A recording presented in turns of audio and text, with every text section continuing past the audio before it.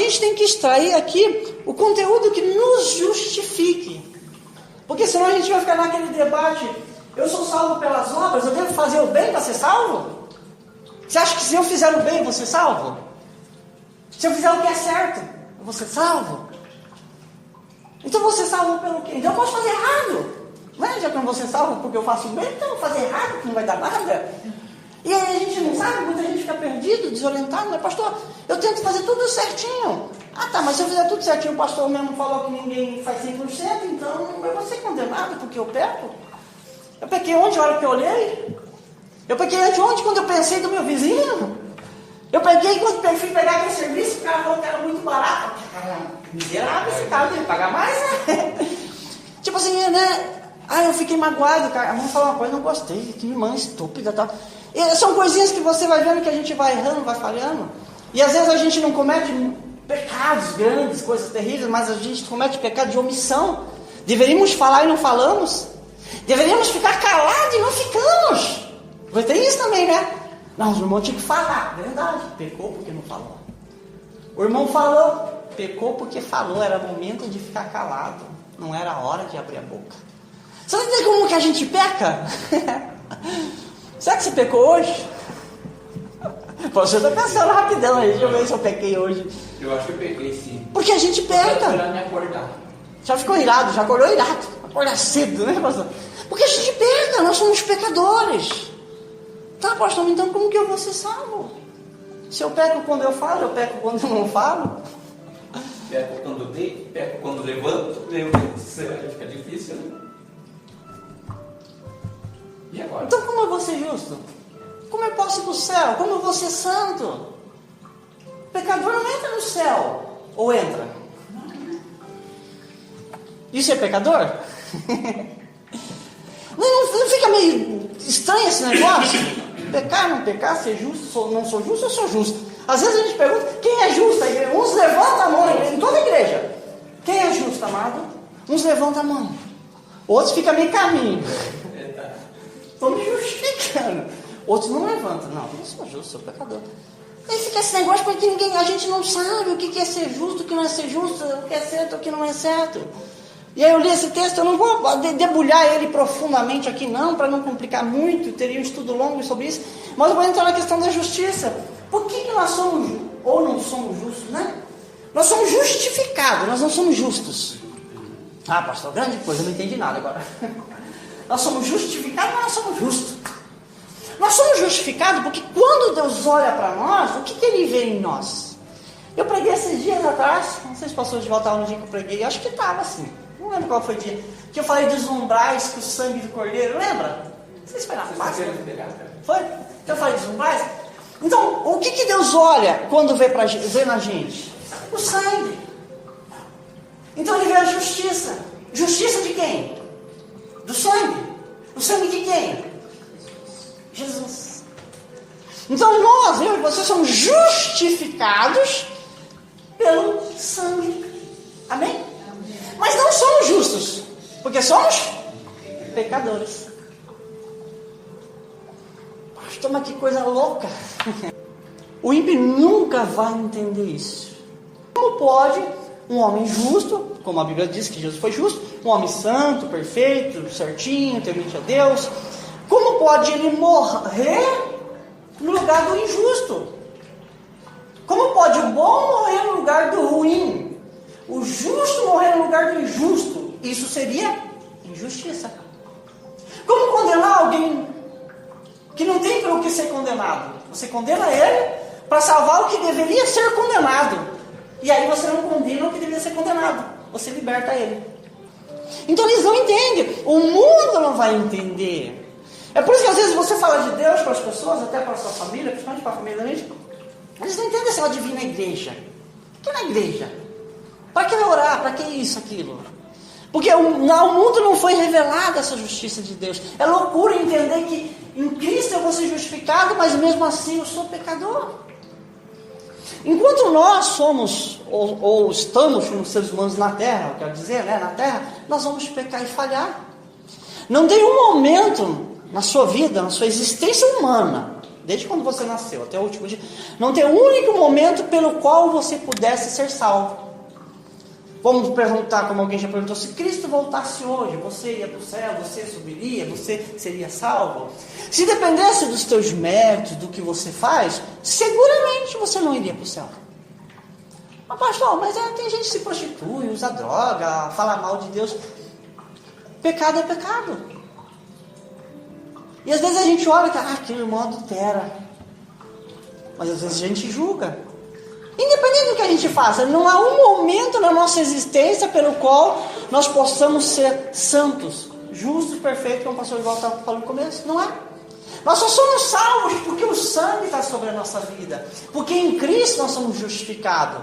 Nós não somos justos, nós somos justificados porque quando Deus olha para a gente, Ele vê o sangue do Senhor Jesus. Ele vê o sacrifício de Jesus, Ele vê a justiça de Jesus. Se excluísse Jesus, por isso que sem Cristo não há salvação. Pastor, mas aquela religião, mas aquela pessoa, mas aquela filosofia, aquela ideologia, aquele pensamento é bom, é certo. Pode ser o que for. Se não tiver Cristo, não há salvação. Amém? A salvação depende única e exclusivamente de Cristo. Você só é salvo se você aceita este Cristo. E quando eu digo aceita, eu quero dizer com isso que eu sirvo, que eu ando com esse Cristo.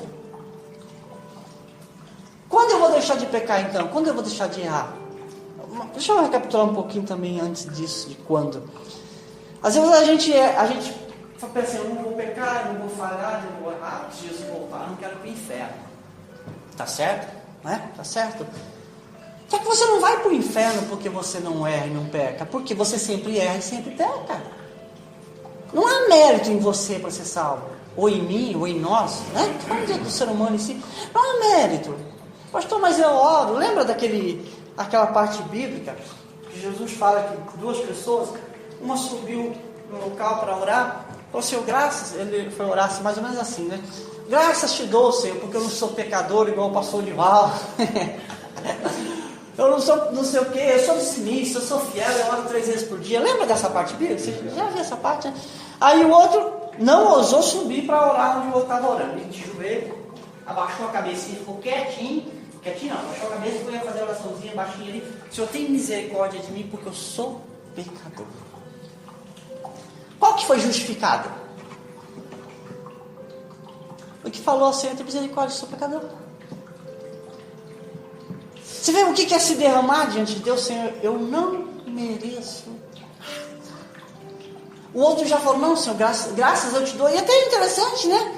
Que a pessoa assim, graças eu te dou, Senhor, porque eu não sou como os demais pecadores. Parece até legal, parece até certo, parece até uma oração certa diante de Deus. Senhor, graças eu te dou porque eu não sou pecador. Graças eu te dou porque eu não sou ladrão. Senhor, graças eu te dou porque eu não sou mentiroso, porque eu não sou prostituta, porque eu não engano os outros, graças te dou. Mas não há mérito nisso para mim ser salvo. Quando eu me quebranto diante de Deus, Senhor, eu não mereço. Esse dia o pastor Edival pregou sobre Jesus morrer na cruz. Por que Jesus foi crucificado? O que levou ele a ser crucificado? Quem crucificou ele? Os romanos? Os judeus? Não, foi eu. O meu pecado. O teu pecado. O que segurava os cravos? O fato que ele foi encravado na cruz.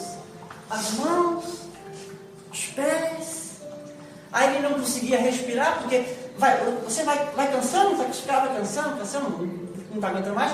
Vai se asfixiando. Vai faltando ar, está morrendo asfixiado. Aí você se levanta para esperar um pouquinho mais, daí dá rasga tudo, dói tudo. Mas o que segurou ele foram os escravos? O que prendeu Cristo foram os romanos? Pois sexta-feira, agora eu falava que Jesus é o Deus eterno, lembram?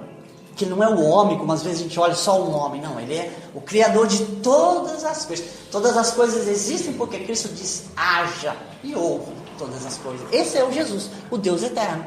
Então o que segurou ele na cruz? Senão o meu pecado. É isso que tem que doer reino em mim e você quando a gente vai cometer algo, a gente vai fazer algo que não agrada a Deus. Quando a gente, como eu falei, a gente vai falar uma palavra, a gente medita 10 vezes, eu devo falar. Ou quando a gente não vai falar a palavra, medita 10 vezes, eu deveria falar. Porque o que segurou meu Cristo foi justamente os meus pecados. Ah, pastor, os meus pecados têm poder tão grande de segurar Cristo? Não, não tem. Nós não temos poder nenhum sobre o Cristo bíblico. Nenhum. De forma alguma.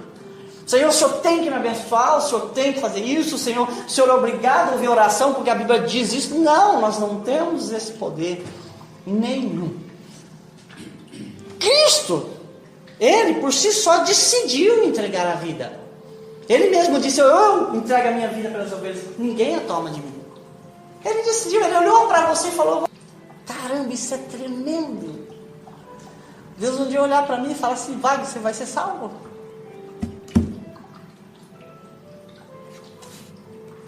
E aí, muitas vezes a gente não valoriza isso. A Bel estava falando sobre vir na igreja, né? Às vezes está chovendo, pastor, a pessoa não vem na igreja. Está frio, não vem na igreja. Cara, as pessoas não sabem valorizar isso. O que é olhar e falar assim, poxa, eu sou tão pecador, tão falho. Eu não merecia salvação. Se hoje eu morresse, hoje, fosse para o inferno, eu ia falar, Senhor, tu és justo, tu és santo, tu és perfeito.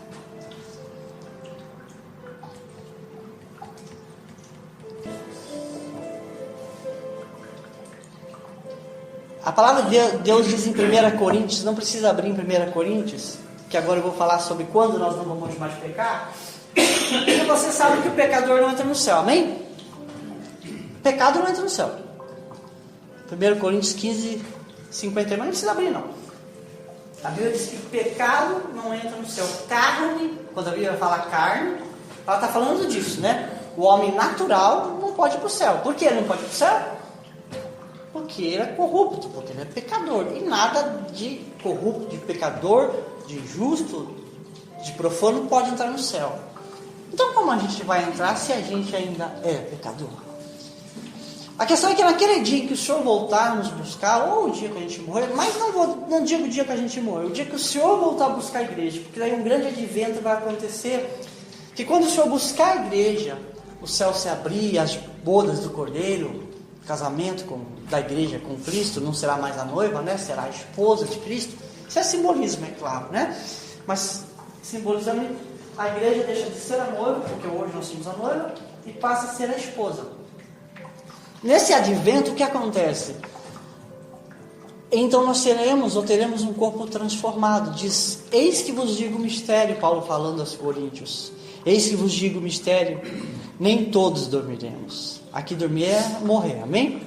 Nem todos dormiremos, mas todos seremos transformados. No momento, no abrir e fechar de olhos, ao som da última trombeta, porque a trombeta soará e os mortos serão ressuscitados incorruptíveis e nós seremos transformados, amém? Não vai ter mais choro.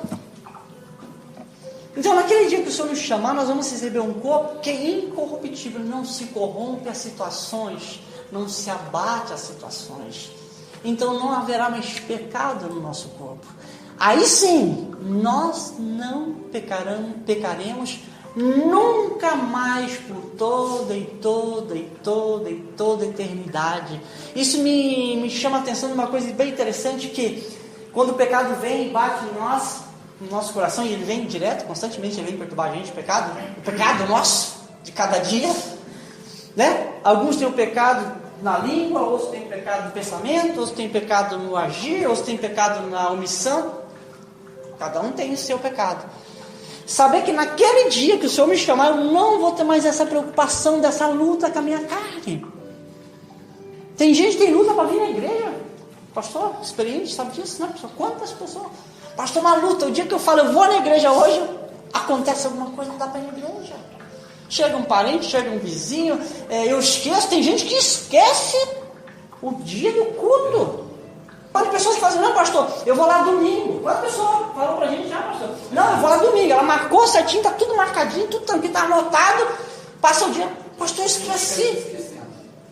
Tipo assim, dá um branco da sua mãe.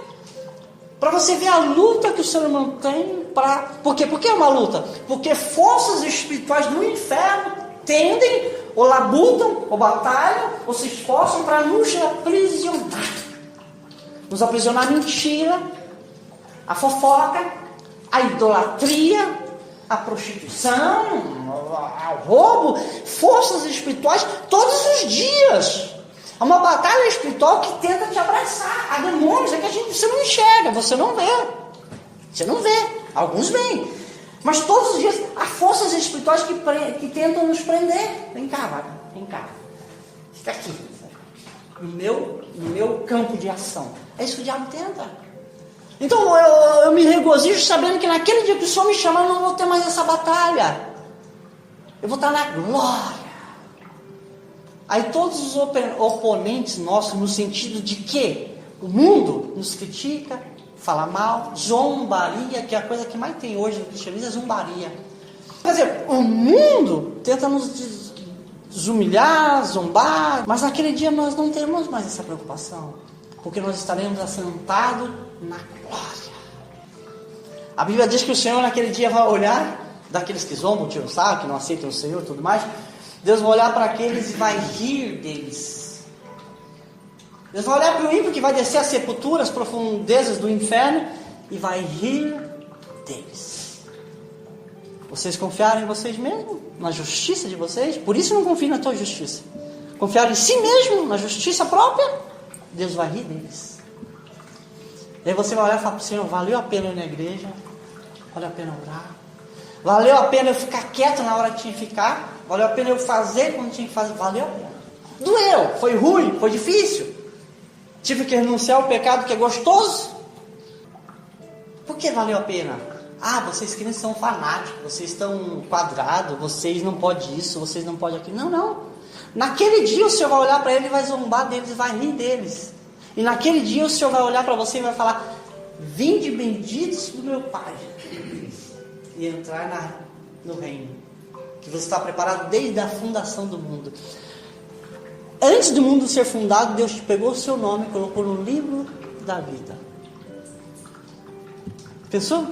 Antes de Deus fundar o mundo, Deus colocou o seu nome no livro da vida. E alguns não valorizam isso. Volta a falar, às vezes a gente não quer orar, a gente não quer ir na igreja se choveu, ou porque saiu sol, ou a gente não quer, não gosta disso, não gosta daquilo. Não. Nós temos que olhar para trás e dizer assim, valeu a pena. Amém, igreja? Quem aqui é justo? Quem aqui é justificado?